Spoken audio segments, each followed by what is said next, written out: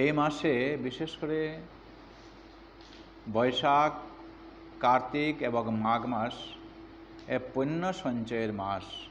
তাই এই সময়ের মধ্যে ভাগবত পাঠ তো আছেই, কিছু নিত্য নৈমিত্তিক ক্রিয়াকর্ম রয়ে গেছে যেগুলি ভক্তবৃন্দ পালন করে আসছেন।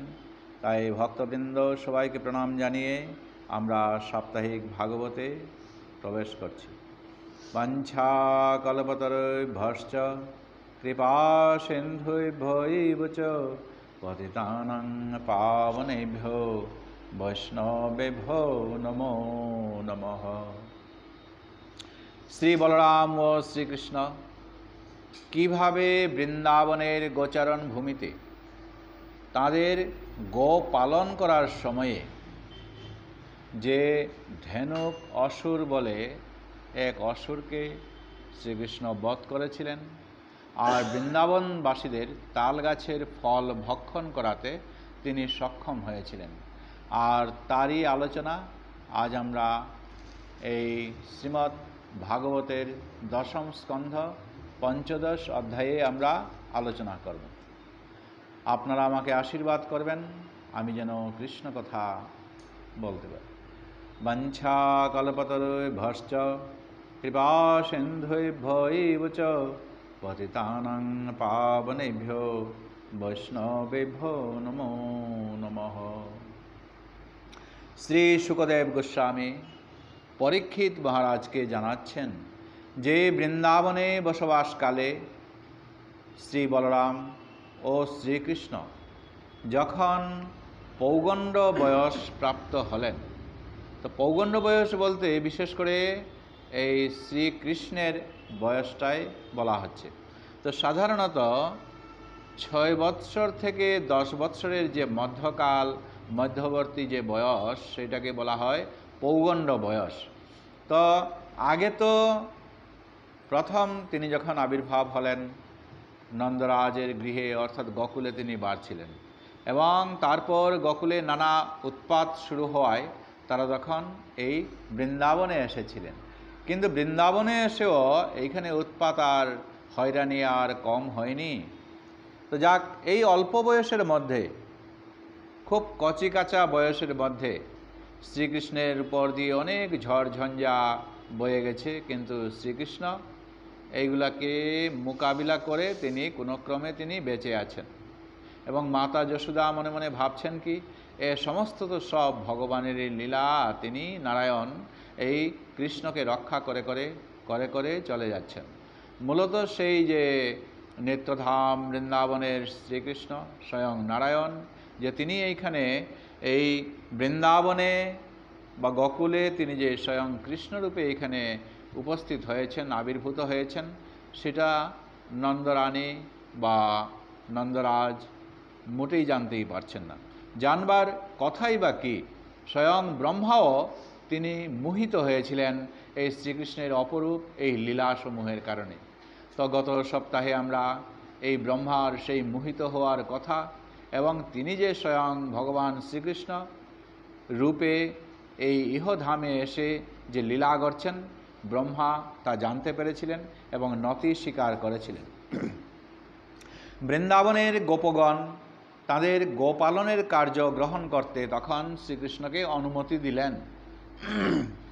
5 বৎসর বয়স কোনক্রমে সে তখন একান্ত সখাদের অনুপ্রেরণায় এবং সখাদের চাহিদায় মাতা যশোদা, নন্দরাজ তারা তখন শ্রীকৃষ্ণকে বিদায় দিতে বাধ্য হয়েছিলেন, এবং কত না কত অনুরোধ করে সখাদেরকে এবং বিশেষ করে বলরামকে তিনি সমঝিয়ে এই কৃষ্ণকে তিনি সেখানে পাঠিয়েছিলেন।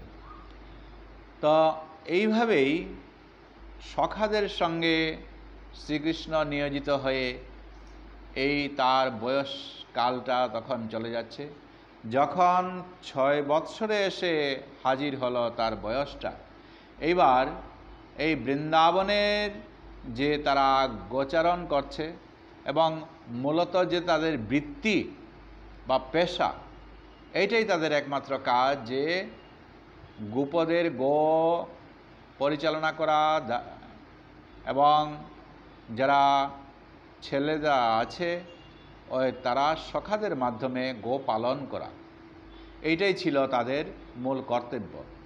তাই এই 6 বৎসরে যখন কৃষ্ণ পদার্পণ করলেন এবং তারা দেখলেন যে এতদিনে মোটামুটি কৃষ্ণ এখন মোটামুটি বনে যাওয়ার মতো তার একটা উপযুক্ত পরিবেশ হয়ে গেছে, তা বাৎসল্যবশত এতদিন নন্দ মহারাজ কৃষ্ণকে পূর্ণবয়স্ক গাভী ও বলদের প্রতিপালনের পক্ষে অত্যন্ত শিশু ও অপরিণত বয়স বলে তাকে কিন্তু সেই বয়স্ক গাভী বা বলদদের পাশে তিনি যেতে দেননি।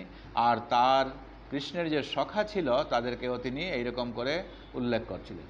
কিন্তু এইবার যখন 6 বছরে পদার্পণ করল এবং তার সখারা যখন নন্দ মহারাজকে বা নন্দরানীকে জানালো যে কৃষ্ণ অত্যন্ত শেয়ানা, তাই তাকে এখন উপযুক্তভাবে এই গোপালনের দায়িত্ব সেটা যেন দেওয়া হয়। যেহেতু 6 বছরে এলো, তাই এখন শুক্লাষ্টমী তিথি এসে গেল। আর নন্দ মহারাজ বাড়ির অন্যান্য গুরুজনবর্গ তারা সবাই ভাবলো ঠিক আছে, একটা ভালো তিথি দেখে তাকে তখন এই শুক্লাষ্টমী তিথি তারা বের করল।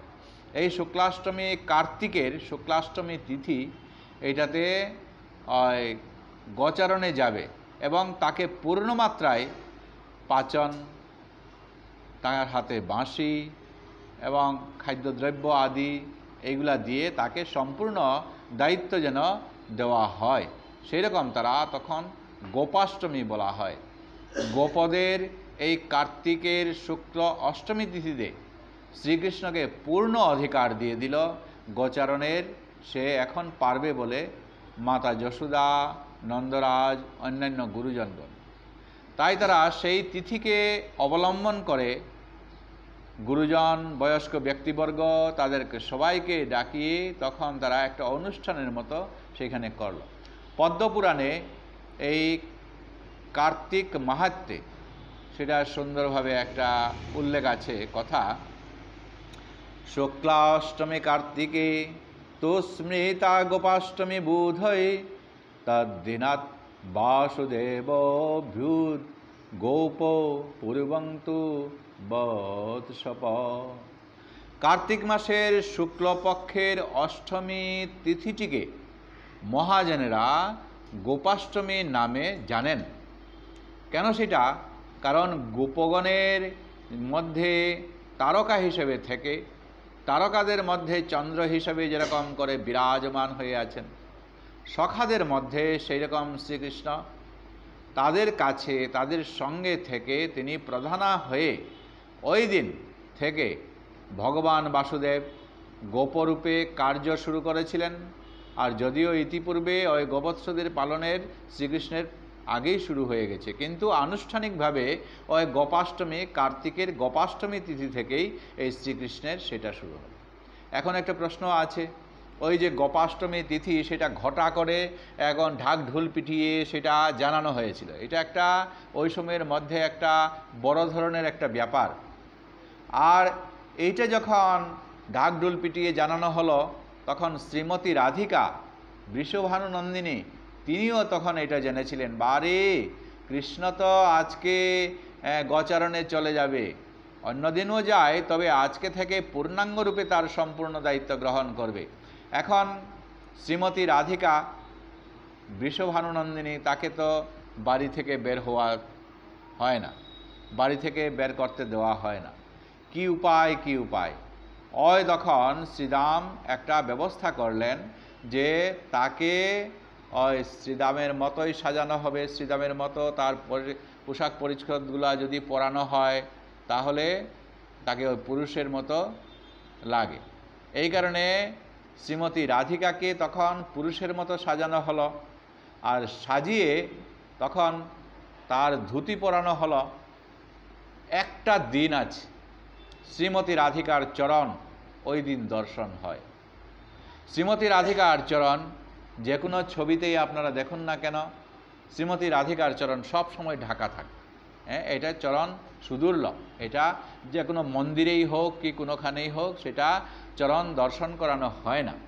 কিন্তু গোপাষ্টমী তিথিতে শ্রীমতী রাধারানীর চরণ তখন দর্শিত হয়েছিল বাধ্য হয়ে, কারণ তাকে গামছা পরানো হলো, পুরুষ সাজানো হলো।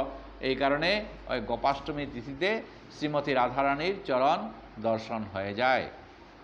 তো ওই দিন তখন শ্রীকৃষ্ণ যে চলে যাবে তাকে দর্শন করানোর জন্য শ্রীমতী রাধিকাকে এই পুরুষ বেশ ধারণ করা হয়েছিল।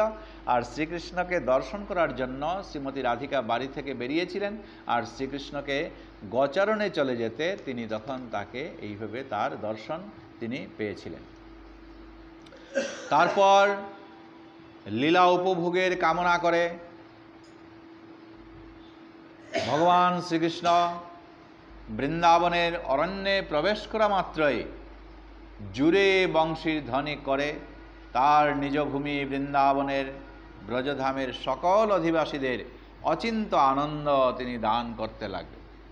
নিজে আনন্দ পেলেন। কেন আনন্দ? কারণ সম্পূর্ণ তার দায়িত্ব পেয়ে গেল।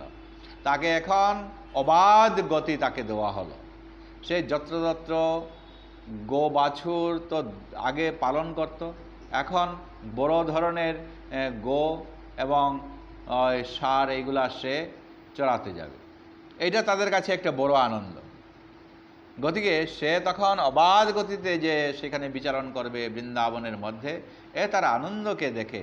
আর ওই দিন তার আনন্দের সঙ্গে অন্যান্য সখাগণ যারা ছিল তারাও তখন মনের আনন্দে বেরিয়েছিল, বাহ আজকের আনন্দ আমরা কি। আর এর মধ্যে শ্রীকৃষ্ণ তখন তার বাঁশি বাজিয়ে দিলেন। আর সেই বাঁশির আনন্দে তখন কি হলো, সমস্ত ব্রজ বৃন্দাবন যেন একেবারে নেচে উঠেছিল। এই ধরনের আরও যে লীলা আছে ওইখানে বৃন্দাবনের মধ্যে প্রতিদিনই অনুষ্ঠিত হয়, কিন্তু ওই দিন থেকেই দেখলেন যে আলাদা একটা আনন্দ গোপাষ্টমীর পরবর্তী দিন থেকে এই বৃন্দাবনের মধ্যে শুরু হতে লাগলো। কৃষ্ণ দেখলেন কি যে বৃন্দাবনের অরণ্য সমস্ত পঞ্চ ইন্দ্রিয়কেই আনন্দ দিচ্ছিল। নিজে তো শ্রীকৃষ্ণ আনন্দ পাচ্ছিলেন বটে। আনন্দ জিনিসটা এটা এমন একটা জিনিস, এটা নিজে নিজে আনন্দ এটা পাওয়া যায় না। আনন্দটাকে যদি বিলিয়ে দেওয়া যায় অন্যের মাধ্যমে, অন্যরাও যদি জানতে পারেন, আনন্দকে যদি বিলিয়ে দেওয়া যায় তাহলে সেই আনন্দ আরও সুন্দর রূপে উপভোগ করা যায়। শ্রীকৃষ্ণ জানতেন তিনি তার মাধ্যমে সখাগণ তো আনন্দ পাচ্ছে। আজকে এই ব্রজ বৃন্দাবনের সমস্ত শুধু সেই পশু পাখি এরা না, ভ্রমর কুকিল এবং বৃক্ষলতা আদি এইগুলা পর্যন্ত তারা আজ আনন্দে তারা মত্ত হয়ে এখানে বংশীবাদনের সঙ্গে সঙ্গে তারা এরকম বনলতাগণ যখন এইভাবে ঝুলে আছে, গাছ থেকে যখন ঝুলে আছে, তখন তারা তখন শ্রীকৃষ্ণ চলে যাচ্ছে গাছের ফাঁকে ফাঁকে, ওই বনলতাগণ তখন কৃষ্ণকে যেমন স্পর্শ করতে তারা চাইছে। আবার নিচে যে সমস্ত তৃণলতা আদি আছে তারা মনে করছে কি যে আজ আমরা এমন একটা আজ আনন্দ পাচ্ছি যে গোচারণ ভূমিতে যখন কৃষ্ণ চলে যাচ্ছে তখন শ্রীকৃষ্ণের যে পদচারণায় আমরা তৃণ যারা আছি, ধন্য আমাদের জীবন যে এই শ্রীকৃষ্ণের চরণ আমরা প্রাপ্ত হয়ে গেলাম। আর এ দেখে এই বৃক্ষ, উচ্চ উচ্চ বৃক্ষ এবং এই যে নিম্ন ঘাস লতাপাতা এরা তখন তারা নিজেদের মধ্যে বলা বলি করছে, আহা যারা উচ্চ বৃক্ষ তারা বলছে ধন্য ধন্য তৃণ তোমরা, গুল্মলতা তোমরা, কারণ তোমরা ভগবানের শ্রীচরণ স্পর্শ তোমরা সদাই পাচ্ছ। কিন্তু আমরা না জানি কি এক অহংকারে আমরা এই উপরের দিকে উঠে আমরা এখন কৃষ্ণকে তার চরণ স্পর্শ তো দূরের কথা, আমরা কৃষ্ণকে স্পর্শ করতেও পারলাম না। জয় রাধে জয় রাধে।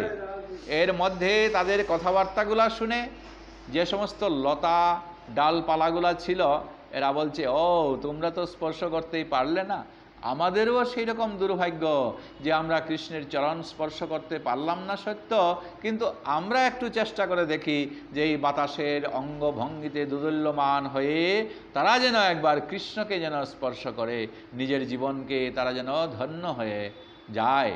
আজ বৃন্দাবনে এই সমস্ত গুল্মলতা, এই সমস্ত বৃক্ষ, এই সমস্ত কুকিল, পশু, পাখি, বানর, যত জীবই সেখানে জন্মগ্রহণ করেছে, তারা কেন জন্মগ্রহণ করেছে? তাদের একমাত্র আকাঙ্ক্ষা ছিল যে ব্রজ বৃন্দাবনে যদি আমরা জন্মগ্রহণ করি, তাহলে শ্রীকৃষ্ণের সঙ্গে এই তার স্পর্শ, তার দর্শন এবং তার যে অঙ্গগন্ধ, সেইগুলো আমরা লাভ করতে পারব। আজ ভ্রমর ও পশু পাখির যে মধুর ধ্বনি, সেখানে কলকাকলিতে, সেইখানে পাখির কলরবে, সেইখানে যেমন নববসন্ত সেইখানে সৃষ্টি হয়ে গেছে। আর সেই সঙ্গে শ্রীকৃষ্ণ তার বেণু এমনভাবে বাজিয়ে তিনি সেখানে দিলেন যেন সেই নববসন্তের বিরাজমান হয়ে আছে। তার সঙ্গে সেই পত্র, গাছের পাতাগুলা যেন আনন্দে এই বাতাসের সঙ্গে দুলে দুলে দুলে দুলে সেইগুলা পড়তে যাইছে। তারাও মনে করছে কি, যদি কৃষ্ণকে স্পর্শ করতে পারি তো ভালো কথা, আর যদি নাও পারি তাহলে এই ব্রজভূমিতে যদি আমরা পড়ে যাই, তো সেই দিকে যদি কৃষ্ণ আসেন তাহলে আমাদের এই চরণ স্পর্শ করাবেন। এই তাদের ভাবনা নিয়ে তারা ওইভাবে তারা মত্তম হয়ে উঠেছিল। আদিপুরুষ ভগবান শ্রীকৃষ্ণ দেখলেন যেই সৌন্দর্যমণ্ডিত রক্তবর্ণযুক্ত বনস্পতিগণ তাদের ফল ও পুষ্পের গুরুভারে আজ অবনত হয়েছে। ফুলগুলা সেখানে বৃন্দাবনের মধ্যে ফুটে উঠেছে। ফুলে ফুলে বৃক্ষগুলা, ফুলবৃক্ষগুলা তারা এইভাবে নুইয়ে আছে। আর ফল যেগুলা ধরেছে, সেই ফলগুলা ফলভারে সেগুলা নুইয়ে আছে। আহা, কি জানি যদি কৃষ্ণ আসে আমাদের এইদিকে, তো পুষ্পগুলা মনে করছে কি যে আমরা সেখানে পতিত হয়ে যে কৃষ্ণের যেদিকে তিনি চলে যাবেন, আমরা সেদিকে ঝরে এই কৃষ্ণের চরণ না আমরা স্পর্শ পেয়ে যাব। আর চরণ রেণু তো গ্রহণ করবই, এই ফুলের উপর দিয়ে কৃষ্ণ যেন বিরাজ করে করে পদ প্রক্ষালন করে করে চলে যায়। ফলগুলা মনে করছে যে কৃষ্ণের সামনে যদি আমরা একবার এই ভার অবনত হয়ে আছি, কোনো কারণে যদি বাতাসের দোদুল্যমান হয়ে পড়ি, তাহলে কৃষ্ণের সম্মুখে যদি পড়ে যায়, কৃষ্ণ যদি তা তুলে আহরণ করে ফল ভোগ করে, তো আমাদের পরম সৌভাগ্য। এইভাবেই বৃক্ষসমূহ নত হয়েছিল, ফুলের গাছগুলা নত হয়েছিল, এবং শ্রীকৃষ্ণকে পূজা করার জন্য তারা নিজেদের মধ্যে কি যেন একটা ভাব সেখানে এসেছিল।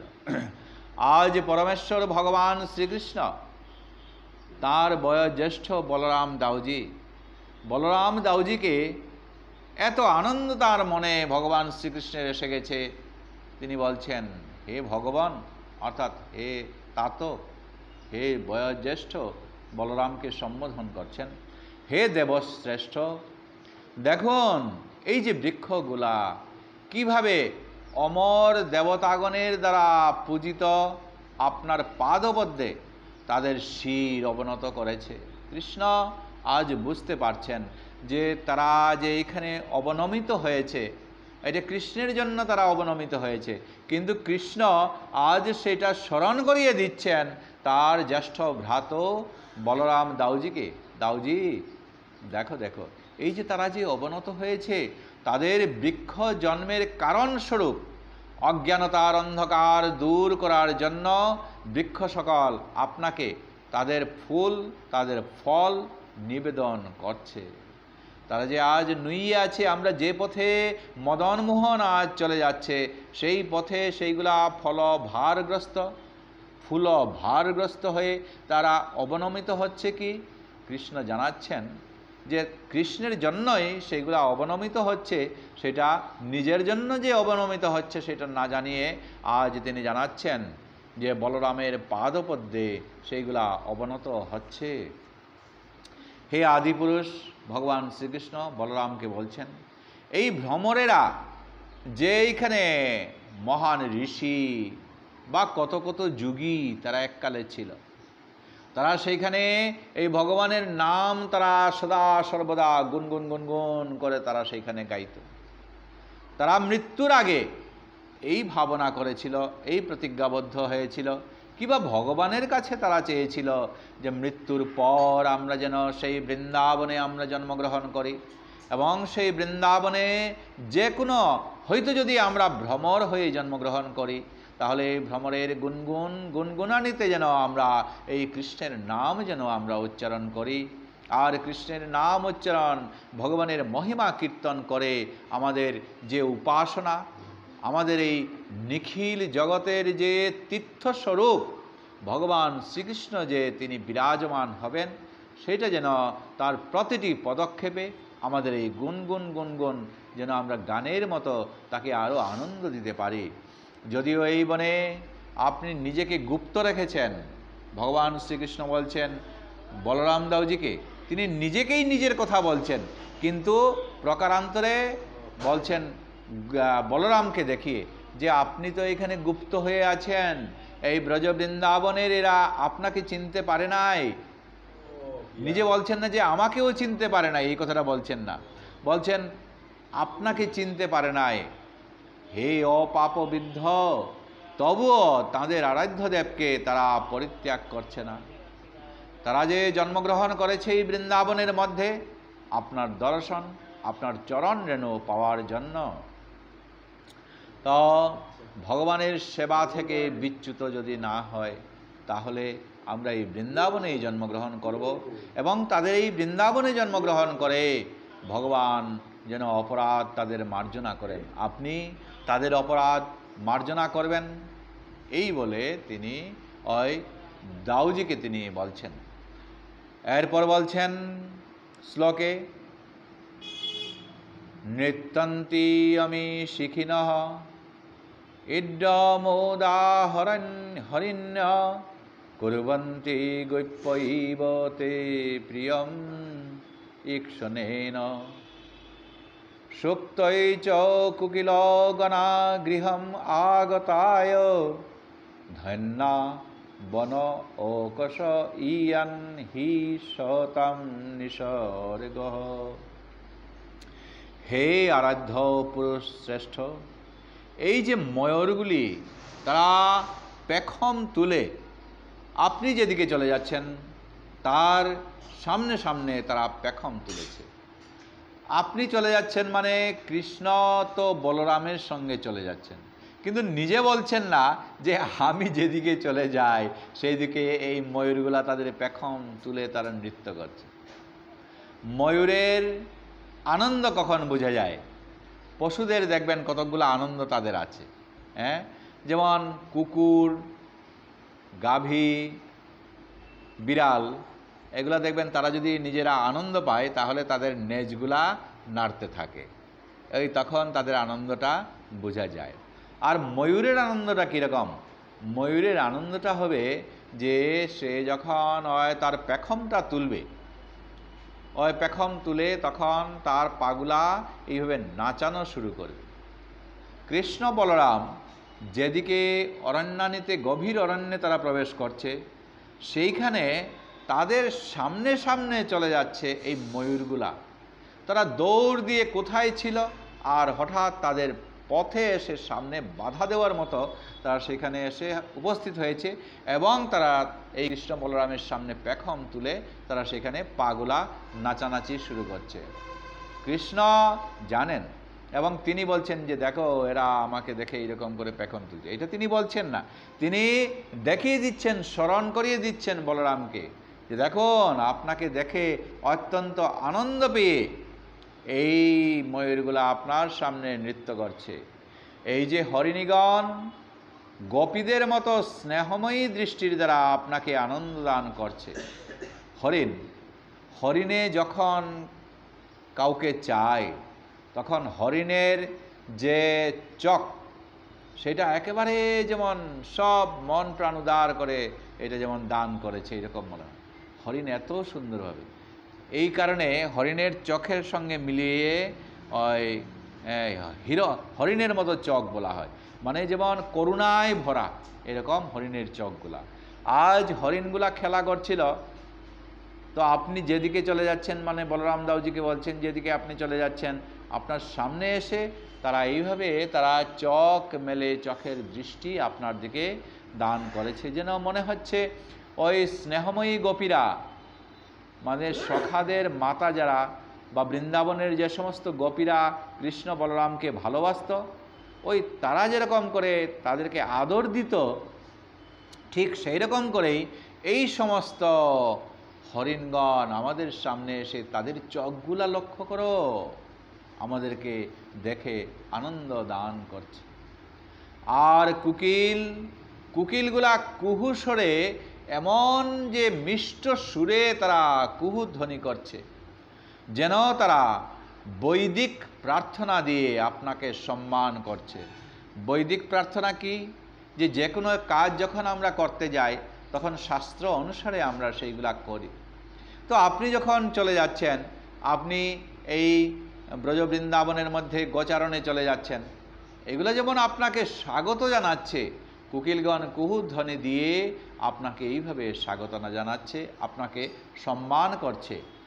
আর এই বনের যত সব অধিবাসী যারা ছিল তারা তো সব ভাগ্যবান। কেন ভাগ্যবান? তারা যে মনুষ্যরূপে এখানে এসে এখানে জন্মগ্রহণ করেছে এবং তারা এই জন্মে এই সময়ের মধ্যে জন্মগ্রহণ করে আপনার দর্শন পাচ্ছে।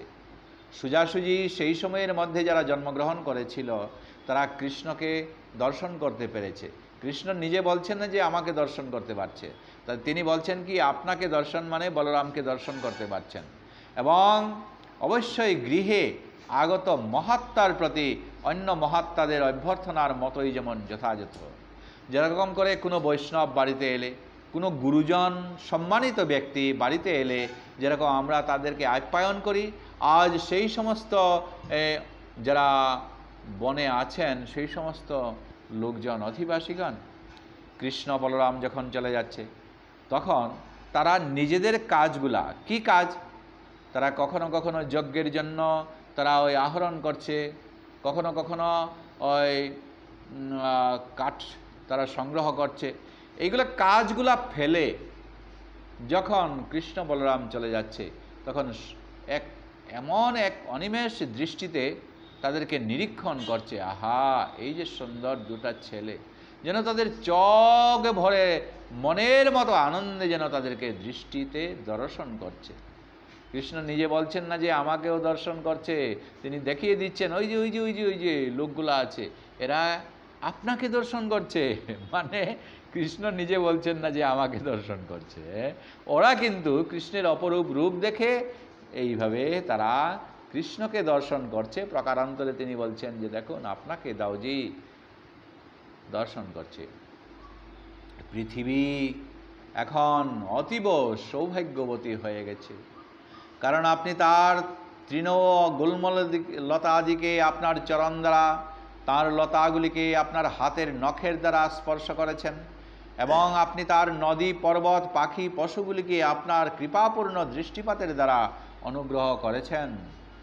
কৃষ্ণ কিন্তু নিজের কথাই বলছেন, আর তিনি নিজের কথা না বলে দেখিয়ে দিচ্ছেন কাকে? যে দাউজি অর্থাৎ বলরামকে। বলরামকে বলছেন যে এই পৃথিবী ধন্য হয়েছে এবং অত্যন্ত সৌভাগ্যবতী হয়েছে। ফুলে ফুলে যেগুলা ফুল ফুটে উঠছে সেই ফুলের গাছগুলা, এইগুলা ফুলও ভারে আর ফলও ভারে বৃক্ষগুলা তারা ফুটে উঠেছে। এই সময়ের মধ্যে যারা জন্মগ্রহণ করেছে তারা তো এই কৃষ্ণকে দেখতে পাচ্ছে, নিজেদের চোখ দিয়েই তারা স্বচোখেই তারা আজ কৃষ্ণকে দর্শন করতে পারছেন। প্রকারান্তরে তিনি বলছেন যে এইগুলা তো আপনাকে দর্শন করতে পারছে তাদের কত, আর আপনার যে দৃষ্টি সেই দৃষ্টিতে এই যে সব লতা পাতা গাছ বৃক্ষ এই প্রকৃতি এবং এই যে নদী এইগুলা সব যেখানে যেখানে আপনার দৃষ্টি পড়েছে সেখানে সব ধন্য হয়ে গেছে। এই কথাটাই পরবর্তীতে যখন কুন্তী দেবী ভগবান শ্রীকৃষ্ণ হস্তিনার সিংহাসনে যুধিষ্ঠির মহারাজকে বসিয়ে তিনি নিজধাম দ্বারকায় চলছিলেন, তখন তিনি কুন্তী দেবী এই কথাটাই বলছিলেন। শ্লোকটা আছে ইমে জনপদা বলে, এই যে সব জনপদ এটা কৃষ্ণ আপনার চরণ স্পর্শে এটা ধন্য হয়েছে, এই যে গুল্মলতা এই যে সমস্ত কিছু পৃথিবীটা এটা ধন্য হয়ে গেছে। কৃষ্ণ তার চরণ স্পর্শে ধন্য করেছেন, আজ সেই কথাটাই তিনি এখানে প্রকারান্তরে বলরামের চরণ স্পর্শে সেটা ধন্য হয়েছে বলে তিনি এখানে উল্লেখ করছেন। সর্বোপরি আপনি গোপীগণকে আপনার দুই বাহুর দ্বারা যে আলিঙ্গন করছেন, এবার গোপীগণ তারা সব ভুলে গেছে। তারা কি করছে? কৃষ্ণকে ছাড়া তারা বিন্দুমাত্র এক পল বিন্দুমাত্র যত্রতত্র তারা চলে যায় না। প্রতিদিন সকালে গোচারণের আগে তারা চলে আসে, কৃষ্ণকে একবার নাচিয়ে যায়। কৃষ্ণকে নাচানোর ভঙ্গিতে তার স্পর্শ করে, কৃষ্ণের হাতটা নিয়ে তারা একবার গোলাগুলি করতে চায়। কৃষ্ণ কিন্তু বলছেন না যে আমার সঙ্গে যে তারা আলিঙ্গন আবদ্ধ হচ্ছেন সেটা বলছেন না, বলছেন বলরাম দাউজি তোমার দ্বারা যে গোপীগণ যে এরকম করে আলিঙ্গন আবদ্ধ হচ্ছে, এটা যেমন স্বয়ং ভাগ্যদেবীরও কাম্য।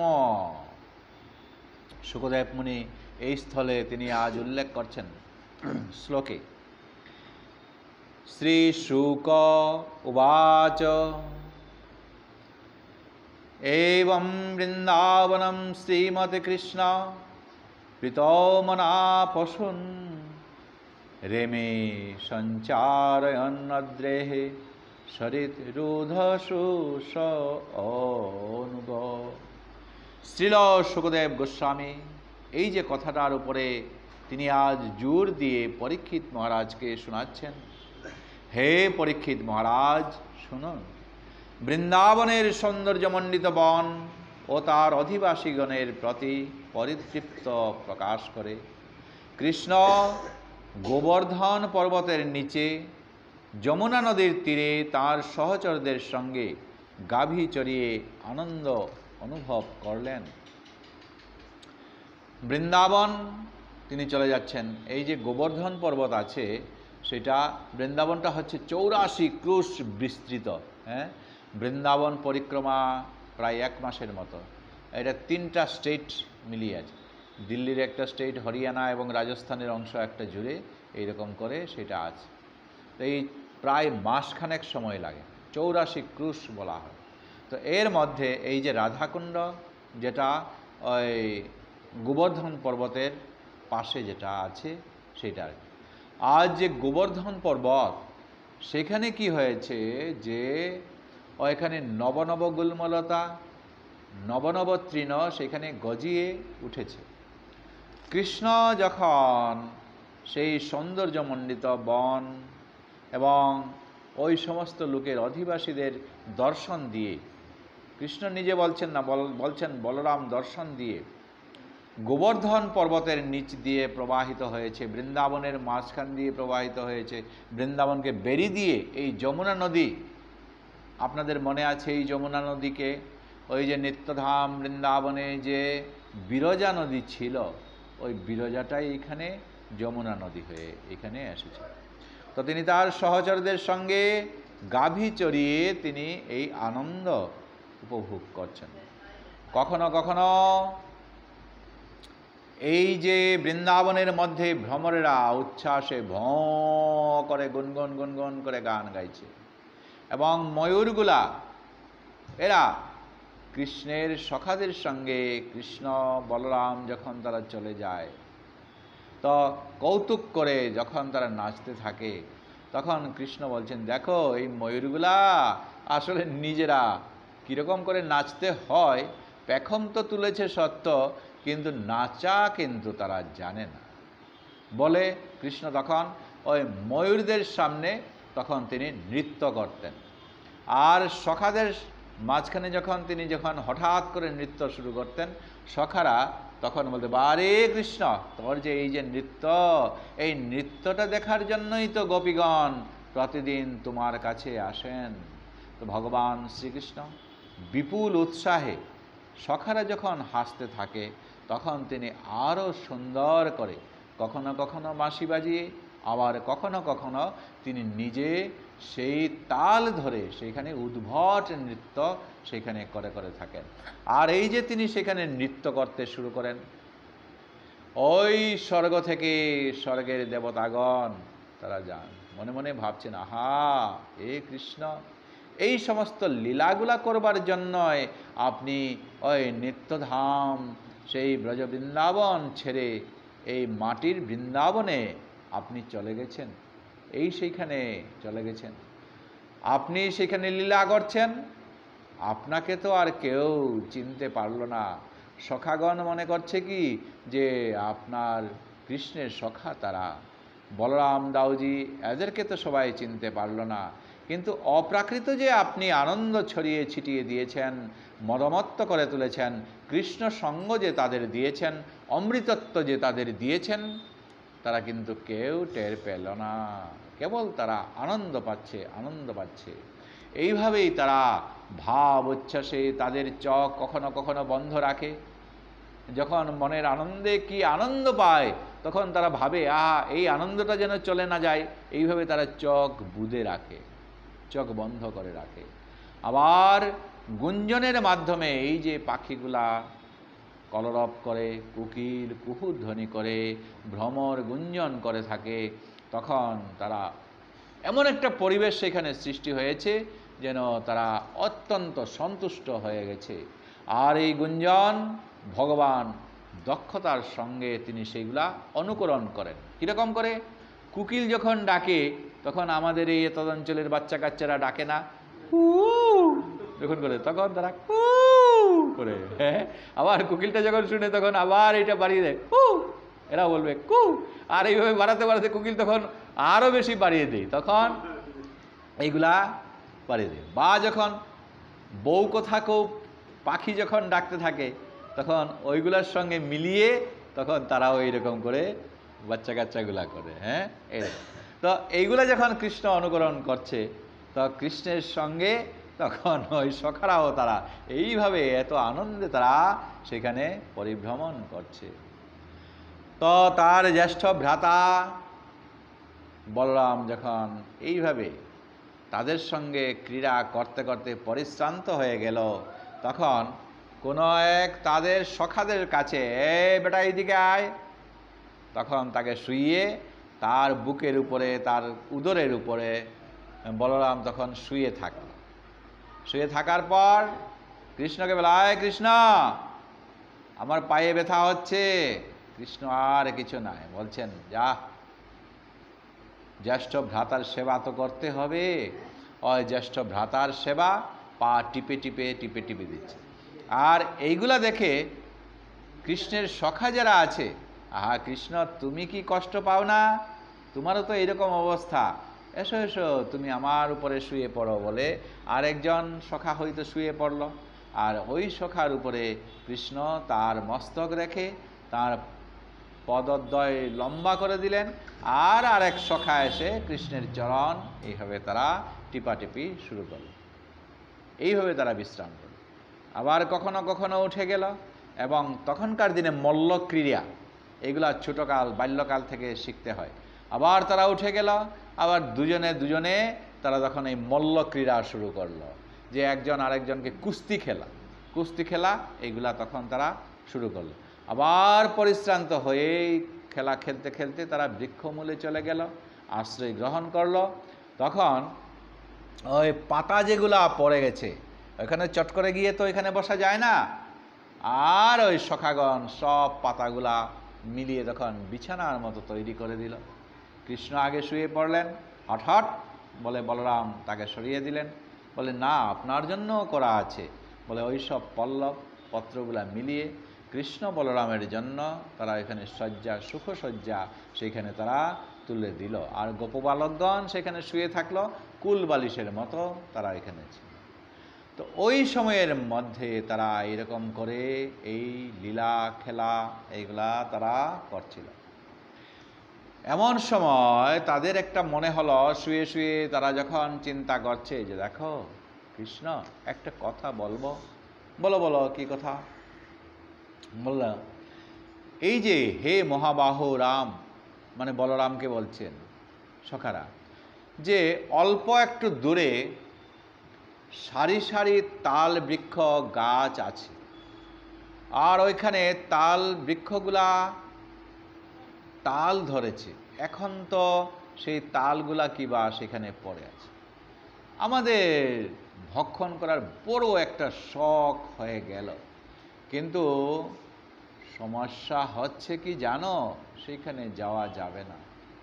ওইখানে একটা ধেনুক নামক একটা অসুর আছে বলে আমরা শুনেছি। আমাদের পিতাদের কাছ থেকে। এবং একটা কথা আছে, ওইখানে গেলে তো আর আমরা মরে যাব। আর কৃষ্ণ কষ্ট পাবে, বলরাম দাও যে তুমি বড় আছো, তোমাকে জানাচ্ছি। কিন্তু আমাদের একটা ইচ্ছা হচ্ছে কি, ওই তালগুলা খাওয়ার আমাদের একটা বড় ইচ্ছা হচ্ছে। ওই তালবন, ওইটাকে বলা হয় তালে তালে সেখানে পরিপূর্ণ।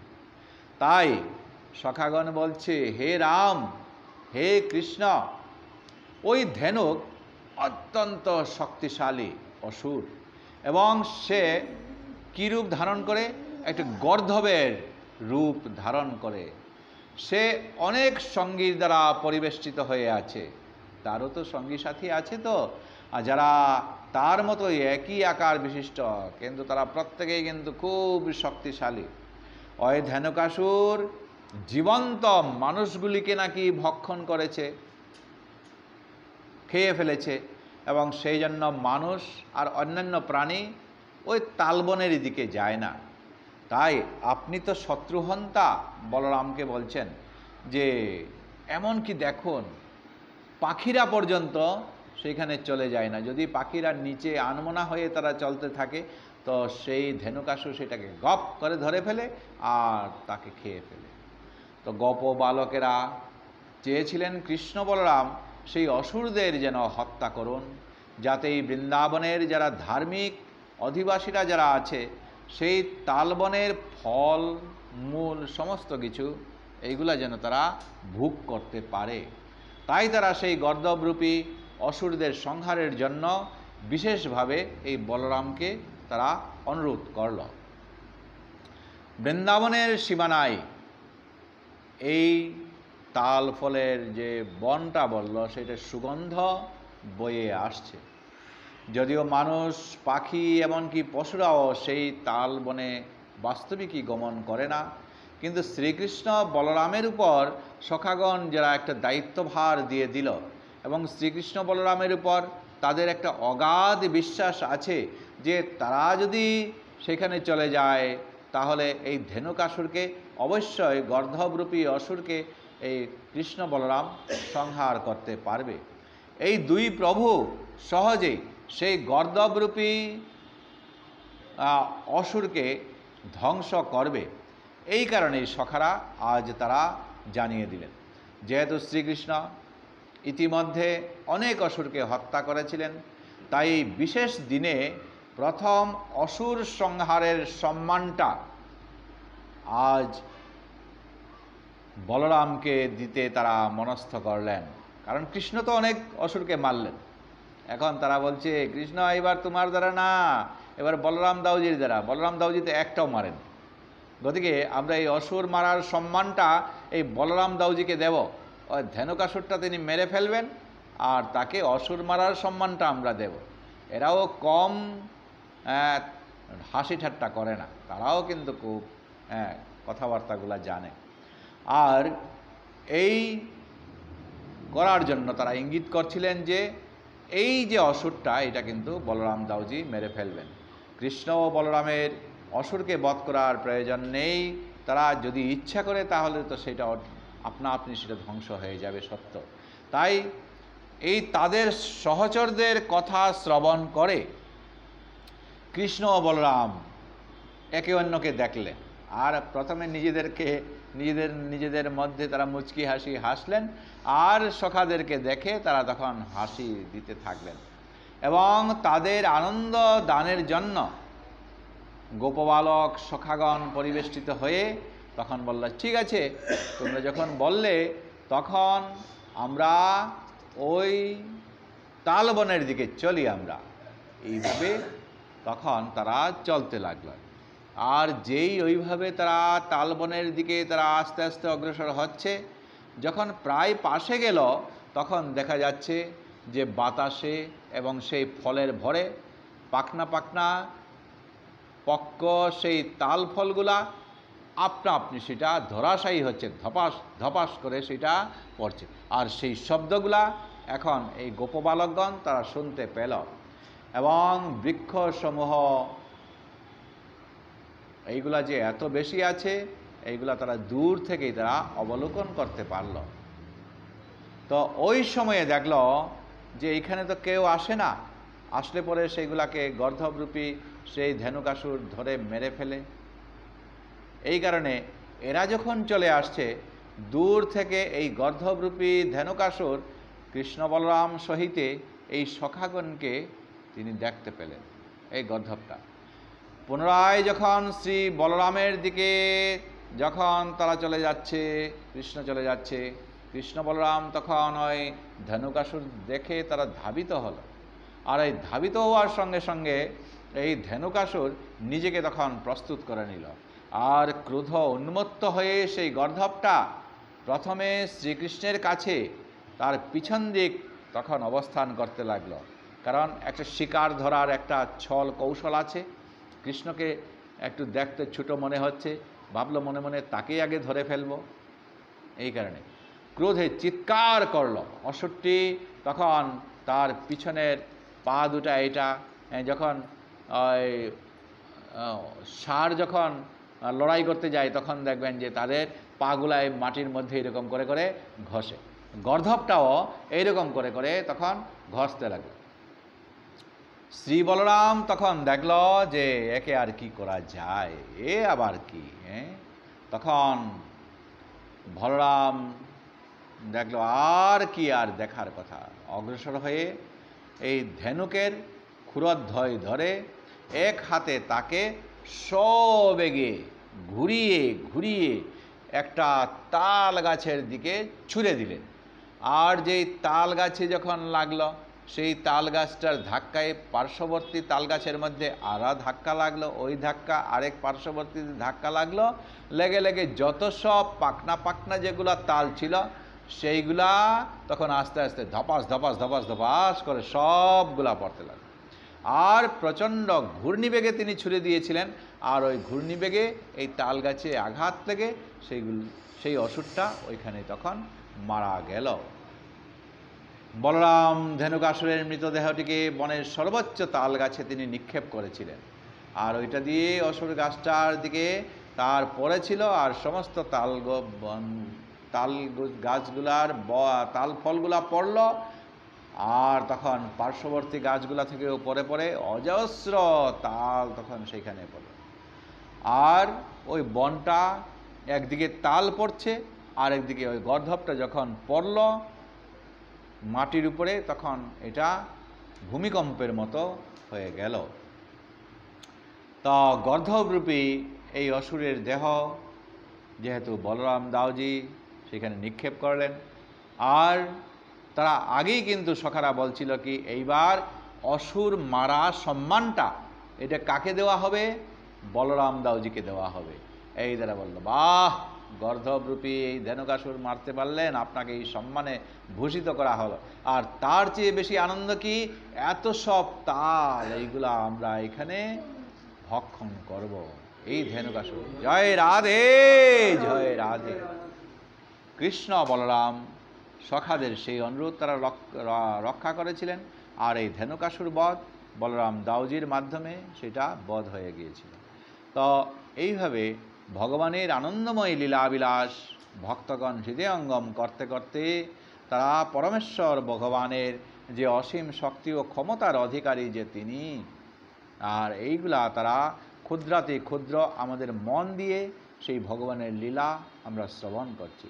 বিশেষ করে এই বৈশাখ মাসের মধ্যে যে আমরা ভাগবত পাঠ শ্রবণ করছি তারই মাধ্যমে ভগবান অত্যন্ত প্রীত হয়ে থাকেন, এবং তাই যদি সত্য হয় তাহলে ভগবানের চরণ লাভের স্পৃহায় ইচ্ছায় আমরা যেন ভগবানের পাদস্পর্শে ভগবানের শ্রীচরণ সান্নিধ্য আমরা লাভ করতে পারি, এইটুকু ভাগবতের কাছে চেয়ে আজকের দিনের পাঠের বিশ্রাম আমরা এখানে দিচ্ছি। নাম সংকীর্তনযস্য সর্বপাপ প্রণাশনম প্রণামো দুঃখশমনস্তং নমামি শ্রীহরিপদম। গুরবে গৌরচন্দ্রায় রাধিকায় তদালয়ে কৃষ্ণায় কৃষ্ণভক্তায় তদ্ভক্তায় নমো নমঃ।